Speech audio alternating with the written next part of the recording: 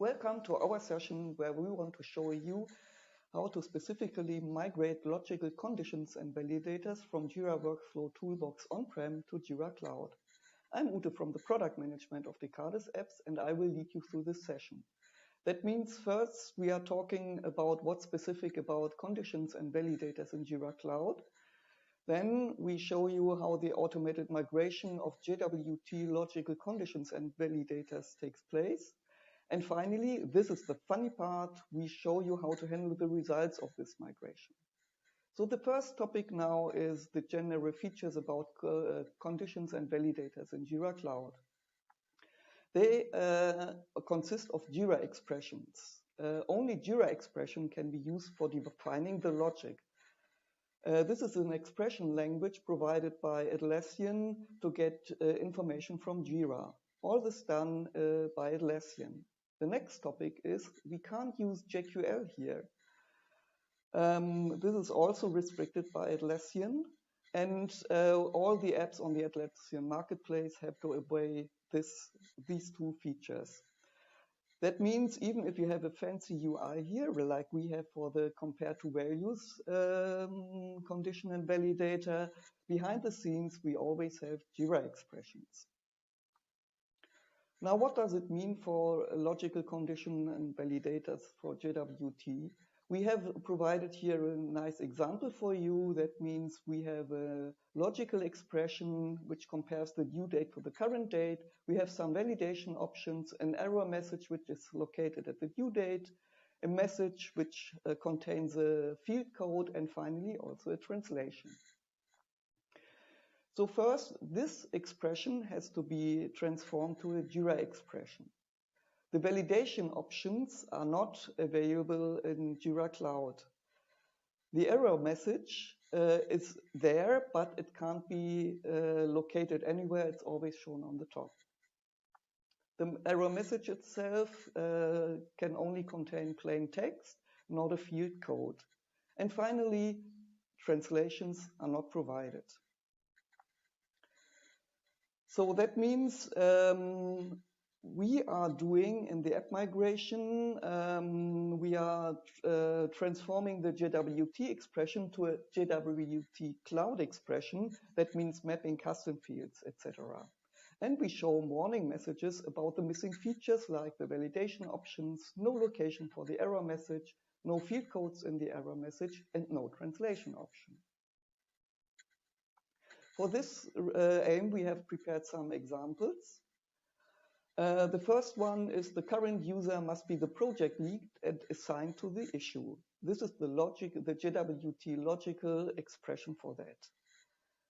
Then we have the condition, the due date must be in the future. The third one, in case of a bug, an affected version has to be set. And the final one checks if the user belongs to a certain group, which is stored in a custom field. Now let's switch to the demo. Now in this demo, you see an already finished migration of our logical project where I just added the condition and validators I showed you previously in the slide. And this migration is finished and shows, okay, it's inflow complete. That means there are some warnings. You have to check if all the stuff is correctly migrated as you expected, and maybe you have to adjust some things. On this place, I don't want to dive deeper into the details of the Jira Cloud Migration Assistant. For this, I can refer to our first migration demo video. The links will be provided to you at the end of the session and also with the recording. So let's see what happens. We will have a look at our migration log. That means in the migration log, we show which migration were ran, which was successful or ended up with some errors. For each workflow and transition we have migrated, and for each rule here. You see, we only have condition and validators here, the ones I just showed you. So now let's have a look. What does it mean? There is a warning in this condition. So first we say, okay, we don't have a logical condition. This one was migrated to a Jira expression condition. And then the parser expression was copied, but it was not transformed to a Jira expression. And that's the issue here. You have to transform it manually to a Jira expression because this can't be done automatically due to the very, very different paradigms of the JWT Logical expression parser and the Jira expressions. Then you see a couple of warnings which are not important for us, like the assignee, this is not the name, but the account ID, and same for the other user fields here. But what we now can do is editing the workflow rule and translating this expression.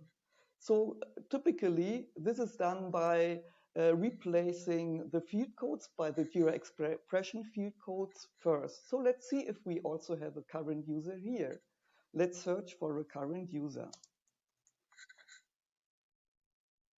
This is this one. So this is the Jira expression field code for the current user, and I can delete it here. We can do this for the other place where we have the current user. And we also can choose the assignee here. This is this one, and it's issue assignee account ID. We can delete that one. For the issue project lead, I also know this. I can write it manually. It's then here the account ID. Then we have the comparison operators. In Jira expressions, we use two equal signs to compare for equality, and the and, the logical operator and, is represented by two ampersands. And here as well, we have to add the second equal sign, and then you see it switched to the green check mark. So all is done, and we are fine, and we can update this configuration, and we are done. And you see, this is marked as resolved. Fine. Then we can proceed to the next topic. I choose the to-do validator here. So there are some warnings, and especially this parser expression. So let's have a look. What's the parser expression here? Oh, it's about the issue type. That means I have to search for the issue type for the field code. It's then the name is searched. So these are two equalities. And as for the issue versions, I just have to check if this is a list, and that's why I have to check if the list of the issue versions is greater than 0. Then let's come to the implies. Implies means if the issue type is bug, then the issue version's length has to be greater than 0, otherwise it's true. So we can use the ternary operator, also known by JWT Logical expressions.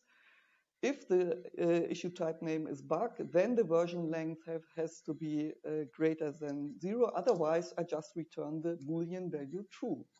This means I have implemented here the implies. Done here as well. Nice. Now let's switch to the next one, which is a little bit more challenging because you see we can't do anything here. The error message with the translations, I don't have in the location, and I also have a field code here in the error message. Let's see how we can deal with it. Also, the validation options are not here. So let's edit this workflow rule. The issue due date, this is something I can choose here. The due date.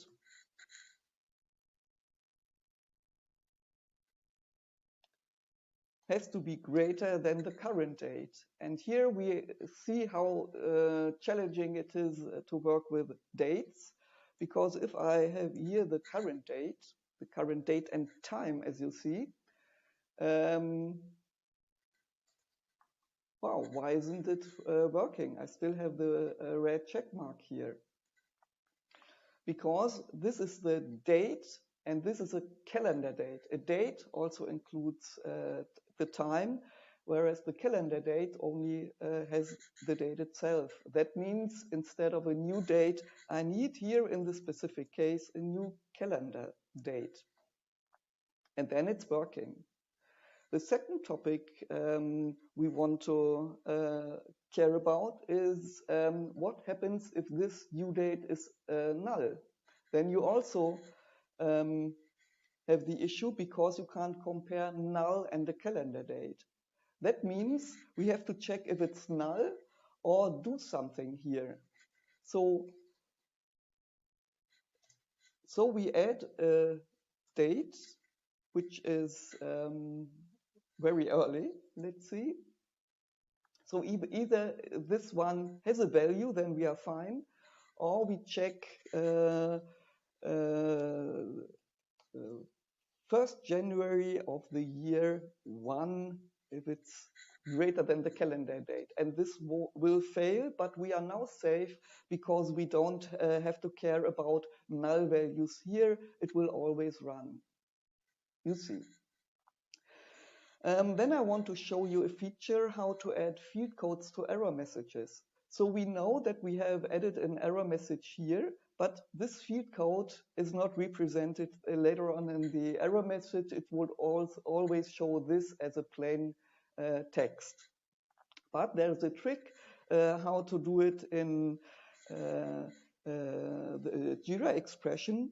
So we can just return a string which holds then this issue due date as well. That means if we have this one, if it's true, then we return a true. Otherwise, we return a string which includes the field code. A string has to be quoted. Oops, sorry, I didn't copy it the right way. I have to repeat it. So then you see the due date is included in the string. That means we have to insert here the due date and concatenate it with a plus. Same here, then it's plus and this one. Now if we run it, we see the due date null. We can also include it in a single quote so that it's easier to read.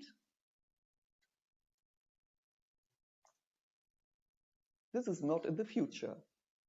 So we achieved to add a field code in the error message by returning a string in case this condition is not met.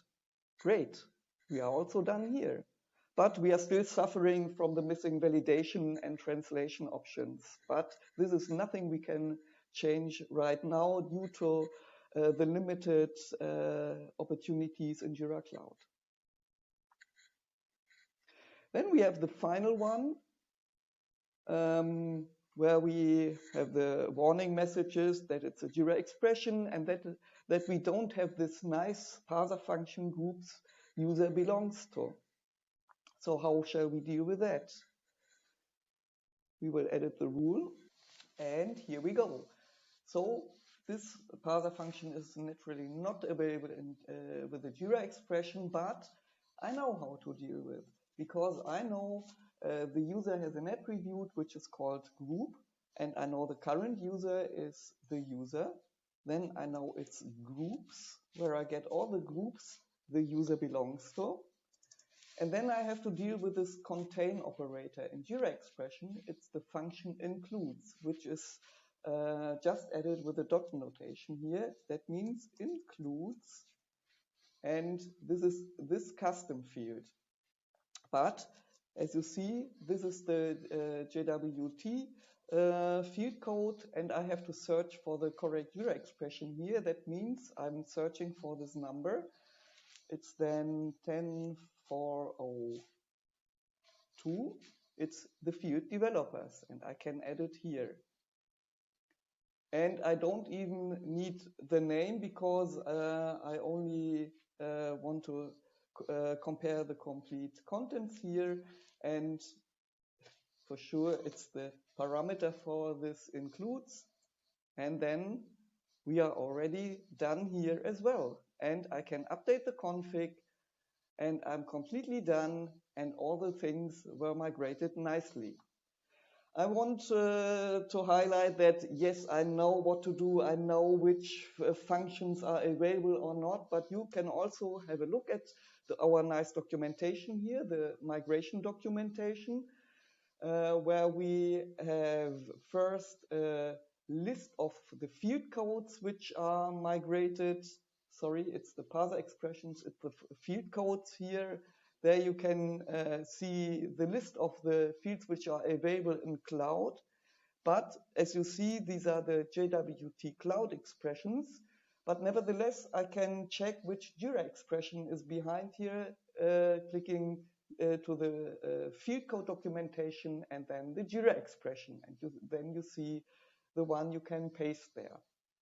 Then we have a couple of other information sources for you concerning the migration, specifically the one for the logical validator I want to show you here.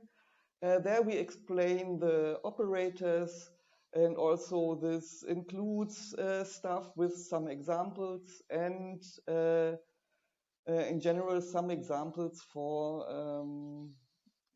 use cases, how they are transformed to a Jira expression.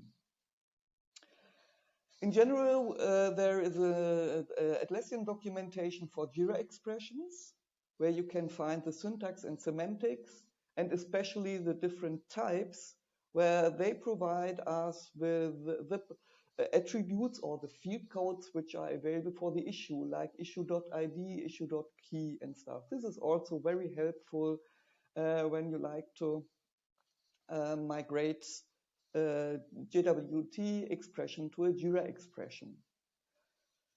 So then let's return to our presentation here, and let's wrap up the stuff.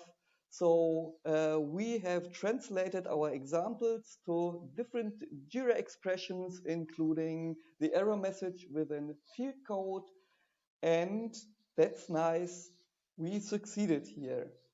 And as a wrap up, I want to show you all the information which is available. We just browsed through a couple of them, like the migration of the logical condition and validator, the expression types, the Jira expressions, and for sure, you can always ask our app support. And if you have issues with the migration in general, oh, what do I have to put in for the Jira Cloud Migration Assistant, and what happened to my post function? What is the migration log? We recommend to watch the first part of this migration video, which we had a couple of weeks ago, and then you have lots of knowledge to deal with it. And now, thank you, and have fun and success with your own migration.